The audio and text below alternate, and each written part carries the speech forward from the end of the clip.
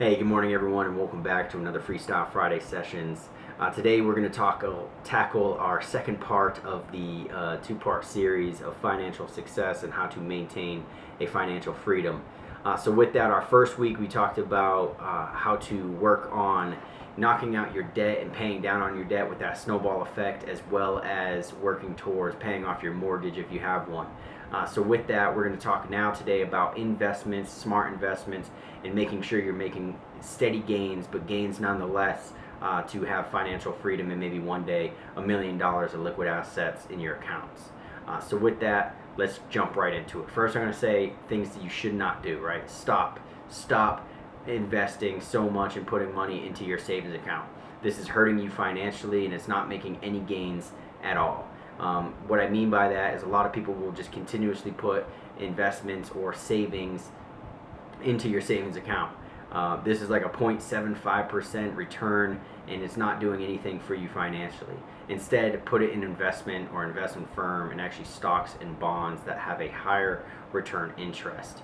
So what I would recommend doing though is figure out what it takes for you to survive for 6 months. If you were to lose your job right now, could you maintain for 6 months your bills, your mortgage, your payments, everything that you have, that you possess, that you need to maintain monthly payments on for 6 months? Figure out what that number is. Maybe round it up to the nearest thousand, and then cap that off at your savings, and that's what you have. Your checking is going to be fluid money going in and out. All right, that's money coming in, and then money going out to your bills and payments. But then you put X amount away to your savings until you cap it out at that point. Maybe $20,000 is a good threshold. Maybe 10, maybe 15 is what you need. Figure out what that is for 6 months, and you could go up or down on that however you feel comfortable with, whether it's 3 months of income, 6 months, or a year of income. It all depends on you. So make sure you cap that off. What I would do with that $20,000 or whatever X amount you have in your savings is use it to your advantage. Call up your credit union, call up your bank, and figure out what kind of programs and packages they have. Maybe other certificates that might have not been able to provided to non-members, but because you are a member with this establishment, they offer you certain things such as faster mature rates on certificates, less money down on certificates, and with the same interest rate return. So that's awesome. So call them up, talk to them, and move that $20,000 around to your benefit. Another thing to stop doing is stop putting money in multiple different accounts within a savings account. You have a holiday account, you have a pet account, you have a car account, you have all these in case of emergency funds, and that's not helping you out to gain compounding interest over time. X amount of percent of $2,000 isn't going to be as good as having $20,000 of X amount of percent of return.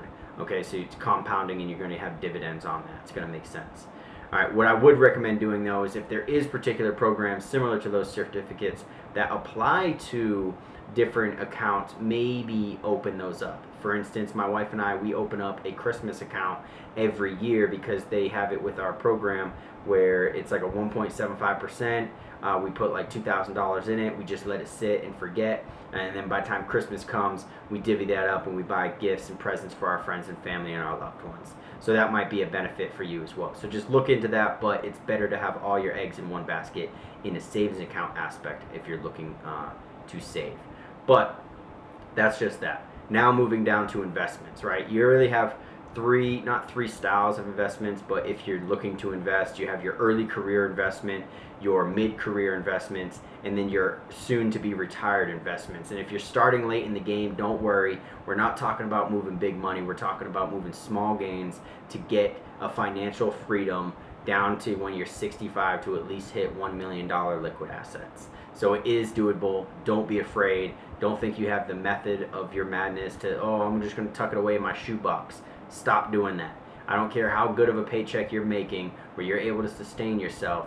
Make your money work for you. So when you're sleeping, you're making money based off interest, and those dividends compound over time. By the time you're 65 and you retire, you can leave a will behind for your kids, and you set them up for financial freedom and success as well. So don't just think you, think generationally as well. All right, so with that being said, look for call up a firm. They often give free financial advice to their customers, even non-customers. They just call them up and you can pick their brains. So utilize those resources. But if you are going to create a firm and you're going to do it on your own, there's a few methods I'm going to talk about later before we do that. But before we talk about that, I want to talk about if you call up a firm and you're new to this, just pick their brain, get some knowledge, get some information. Secondly, if you are going to open up a firm with them, you want to at least try to get 10% annual return on anything that you're looking for, okay? So 10% annual return of your investments. Now, I'm 32 years old, so let's say I'm 30, right? 30 bracket. I would have to save right now, if I started right now in my investments, $200 a month until I'm 65. Okay, so what's that? 33? Yeah, 33 years of investing $200 at a, let's say, 12%, which is doable, 12% annual return investment firm to hit $1 million by the time I'm 65. So if you're older than me and you're starting later, you're going to have to invest more, right? Still within that 12% range. If you're younger than me, you can invest less. But if you want more than $1 million, of course, you're going to have to invest more as well. So it's just a numbers game. But before you figure out that numbers game, you got to contact and figure out, communicate this with your family and your loved ones of what that retirement plan looks like. What does that lifestyle look like? And try to align those with your values, okay? Do you want a bunch of things? And what are those things tied to your values on, okay? So what I mean by that is you don't want to be 65, finish your retirement, or start your retirement and look around and say, man, I have all this junk. What am I going to do with it? Versus not feeling still complete, right? You feel empty. You have all this stuff, but it's not doing anything for your values.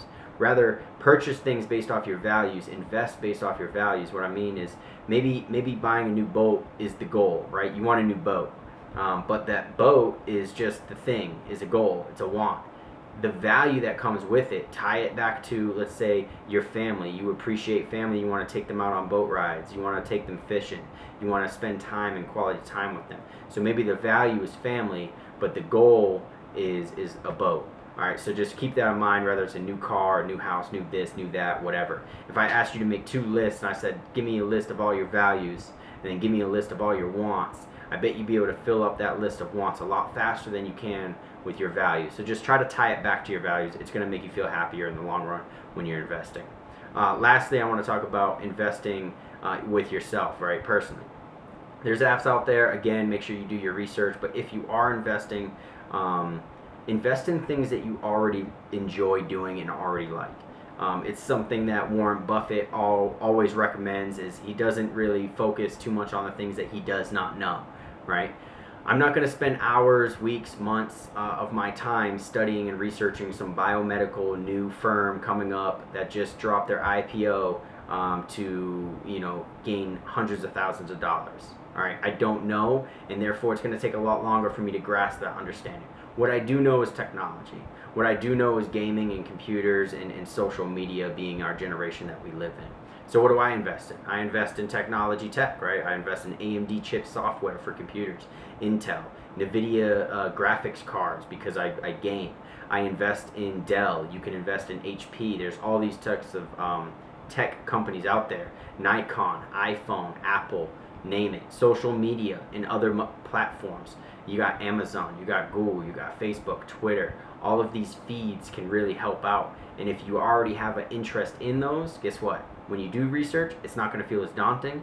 2, when you do your research, you're going to like it and it's going to feel fun, and it's something that you already have a basic knowledge on, so it's going to help you in the long run. But at the end of the day, I don't feel scared to invest in these companies because I like it. I love coffee, I invest in Starbucks. I love Coca-Cola, I invest in Coca-Cola Company. So those are the things you should look for. Invest wisely, invest in what you do.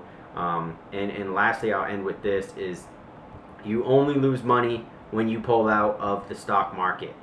So if you're scared and you have that emotional gut, stop. Don't look at your account, just ride it out, and eventually it will climb back up, okay? A lot of people think, the glass is half full, the half empty.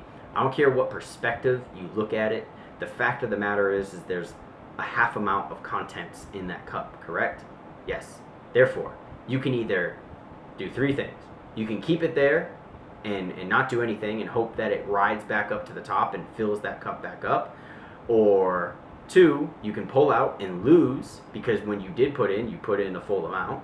All right. Or 3, you can put in more, and therefore when the market comes back up and it balances back out, guess what? You're going to start overflowing with interest, overflowing with compound movements, and all of this snowballs into good dividends over time, making small moves. I'm an E6 in the United States Air Force, okay? I don't make that much. You can go online and look at how much I make annually.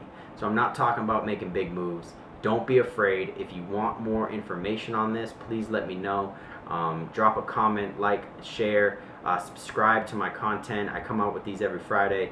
And stay tuned for next Friday. If you're in the mood or in the car buying genre and time in your life, let me know, because I have some tips and tricks for you for next Friday. So please stay tuned for that. I love you guys. Again, thank you for the support. Thank you for all the help and guidance moving forward with these Freestyle Fridays. Thank you again. Bye.